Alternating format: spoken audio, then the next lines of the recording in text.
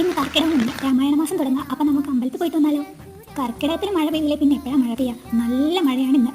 അമ്പലത്തിൽ പോകാൻ ഇറങ്ങിയപ്പോഴേക്കും മഴ കൂടിക്കൊണ്ടിരിക്കുക, കുറയുന്നില്ല. പക്ഷേ ഇത് നോക്കൂ, മഴ കാണാൻ വേണ്ടിയിട്ട് മഴയത്ത് ഒരു മയിൽ ഇങ്ങനെ നിന്ന് സന്തോഷത്തോടെ മഴയും കൊണ്ടിരിക്കുക.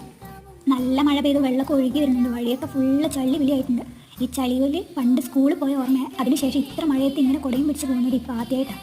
അമ്പലത്തിൽ പോകുന്നത് ദൈവത്തിനെ കാണാൻ വേണ്ടി മാത്രമല്ല, ഇന്ന് ഔഷധക്കഞ്ഞിയും പാൽക്കഞ്ഞിയും ഒക്കെ കിട്ടുന്ന ദിവസമാണ്. അപ്പോൾ ആദ്യം അമ്പലത്തിൽ കയറി ഒന്ന് തൊഴുത് പ്രാർത്ഥിച്ചിറങ്ങി നേരെ നമുക്ക് ഊട്ടുപുരയിലേക്ക് വിടാം. എല്ലാ ആൾക്കാരും ഉണ്ട് അമ്പലത്തിൽ, ഇന്ന് നല്ല തിരക്കുണ്ട്. കുറേ പേര് രാമായണം വായിക്കുന്നുണ്ട്, എന്നാലും കൂടുതൽ ആൾക്കാർ ഊട്ടുപുരയിലാട്ടോ. ഇന്ന് ഔഷധക്കഞ്ഞിയും പാൽക്കഞ്ഞിയും ഉണ്ടല്ലോ. ഔഷധക്കഞ്ഞി ഞാൻ കുടിക്കില്ല, പാൽക്കഞ്ഞിയാണ് എനിക്കിഷ്ടം. പക്ഷെ പാൽക്കഞ്ഞി പോയപ്പോഴത്തേക്കും കഴിഞ്ഞു പോയി. ഔഷധക്കഞ്ഞിയും ഒരു പുഴുക്കും പിന്നെ ഒരു ചമ്മന്തി, പിന്നെ പാൽക്കഞ്ഞിയും ചമ്മന്തിയും, ഇതൊക്കെയാണ് ഉണ്ടാവുക. ഇത് ഞാൻ ആദ്യമായിട്ടാണ് കേട്ടോ. നമ്മൾ അമ്പലത്തിൽ പോയി വന്നിട്ടുണ്ടെങ്കിൽ പച്ച കളറിൽ എന്തോ അരച്ച് തന്നിട്ടുള്ളത് അത് ഈ രാമായണ മാസത്തിൽ മാത്രമേ കിട്ടുള്ളൂ എന്ന് പറഞ്ഞു. പാൽക്കഞ്ഞി കിട്ടിയില്ലെങ്കിൽ എനിക്ക് അമ്മമ്മ കുറച്ച് പാൽക്കഞ്ഞി ഒന്നും തന്നു. പാൽക്കഞ്ഞിയും പുഴുക്കും നല്ല ടേസ്റ്റ്.